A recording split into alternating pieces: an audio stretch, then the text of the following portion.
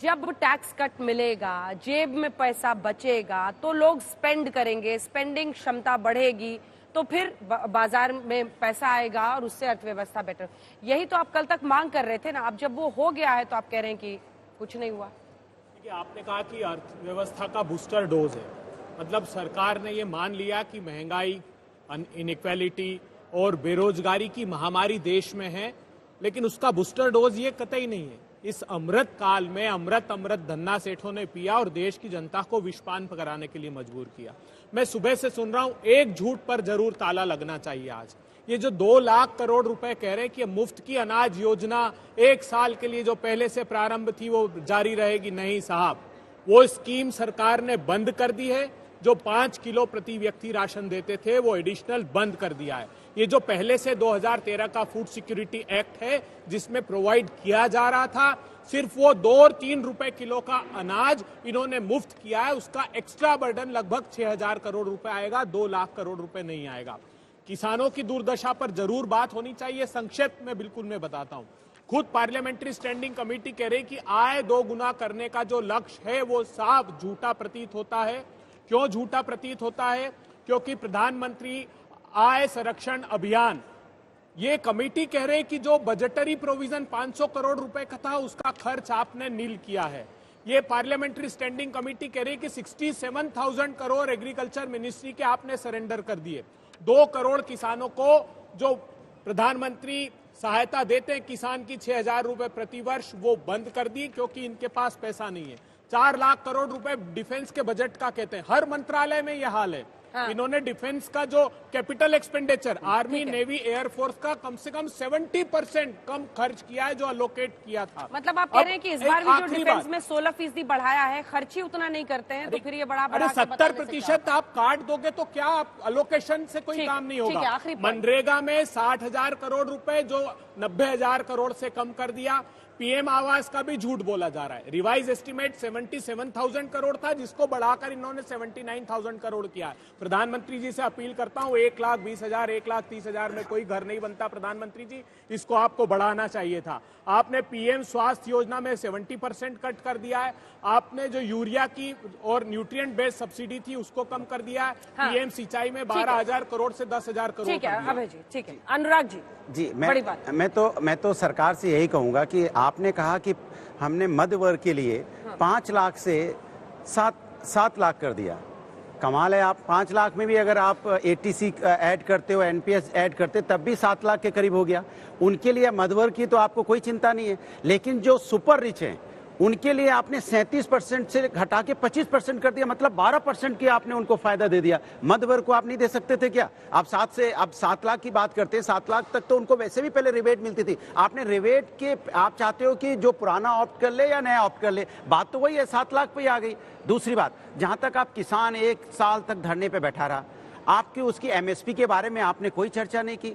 जैसा कि बार बार सवाल ये भी उठाया जा रहा है, क्या महंगाई और बेरोजगारी के लिए आपने कोई कदम उठाए हैं? उस पर भी कोई बात करने को तैयार नहीं। और तो और जो किसानों को आप दे रहे थे कि हम किसानों को सम्मान निधि दे रहे हैं, उनमें से 10 करोड़ किसान से घटा के आपने 8 करोड़ किसान कर दिए। 2 करोड़ किसानों को तो उसका फायदा ही नहीं मिलेगा। 2 करोड़ किसान कहां चले गए? वो तो आप अपनी जो बात कहते हो उस पे हमें लगता है कि सरकार सिर्फ आंकड़ों की हेराफेरी जरूर करती है। जैसे 5 लाख का 7 बता दिया, लेकिन अगर आप देखोगे तो 7 लाख पे ही है। लेकिन धन्ना सेठों के लिए आपने 35 से 25 कर दिया। इसके मतलब ये बजट, अमृत काल का जो बजट है वो धन्ना सेठों के लिए है। गरीब, किसान, मजदूर और जो महिलाएं हैं, जो हमारे नए रोजगार पाने वाले लोग हैं, उनके बारे में, युवा, उनके बारे में आपने कोई विचार नहीं किया। जो कैपिटल एक्सपेंडिचर आपने बढ़ाया है 33%, मैं पूछना चाहता हूं, 33% आपने कैपिटल एक्सपेंडिचर तो बढ़ाया है, लेकिन आपने किसानों के ऊपर में कितना बढ़ाया है? किसानों को पर खर्च करने के लिए आपने उनके बजट से 6% कम कर दिया। दिखा दें अपने दर्शकों को शिक्षा, स्वास्थ्य और इसी के साथ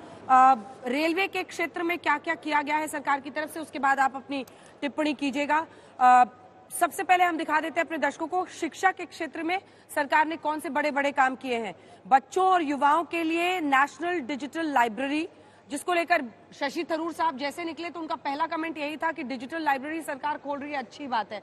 आपके सांसद भी गजब की तैयारी के साथ निकलते हैं। वो सबसे पहले उन्होंने बजट की बढ़ाई कर दी थी। उसके बाद से 740 एकलव्य स्कूलों के लिए 38,800 शिक्षकों की भर्ती की बात की गई है।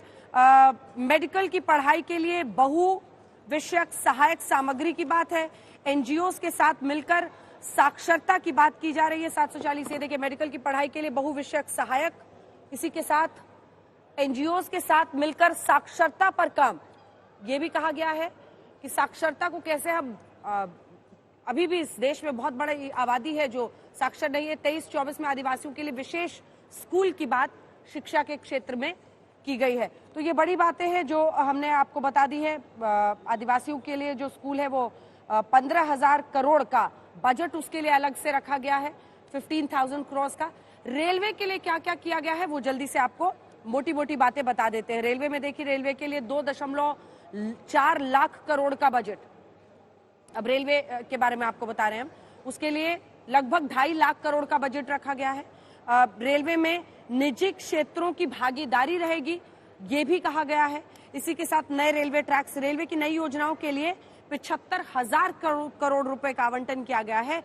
2,000 किलोमीटर लंबी नई रेल लाइन बिछाने का लक्ष्य भी रखा गया है। रेल बजट तो 2000 मुझे लगता है 16 में अलग हुआ था, 2016 के आसपास। अब ये लेकिन रेलवे में ये प्रावधान सारे कर दिए गए हैं और शिक्षा में भी जो पहल की गई है वो सब हमने गिनाया। दोनों पर आप दोनों की जल्दी जल्दी छोटी छोटी। अंजना जी देखिए, ये मेरे पास एम्स का डेटा है। इन 19 एम्स की लिस्ट है, इसमें फैकल्टीज और जो बाकी कर्मचारी 20,000 पद खाली हैं। क्या फायदा ऐसे एम्स का जिनमें आप बेसिक उसकी एमिनिटीज को नहीं फुलफिल कर सकते। इन्होंने आपने बात की कि कैपिटल एक्सपेंडिचर सबसे बड़ा रेलवे में, मैं आपको बताता हूं, मिनिस्ट्री ऑफ स्टैटिस्टिकल ने अभी रिपोर्ट जारी की है। वो 1280 के लगभग प्रोजेक्ट मॉनिटर करता है जो 150 करोड़ रुपए से ऊपर सरकार के हैं। 380 प्रोजेक्ट्स ऐसे हैं जिसमें कॉस्ट ओवररन हुआ है 4.43 लाख करोड़ का। मतलब सरकार की गंभीर लापरवाही से 4.5 लाख करोड़ रुपए कॉस्ट ओवररन हो गया। उसमें सबसे ज्यादा प्रोजेक्ट्स रेलवे के हैं। और आज आप कह रहे हैं कि हम 10 लाख करोड़ रुपए का कैपिटल, अरे आपके प्रोमिसेस में और आपके डिलीवरेबल्स में कितना बड़ा अंतर है ये सरकार को जानना चाहिए।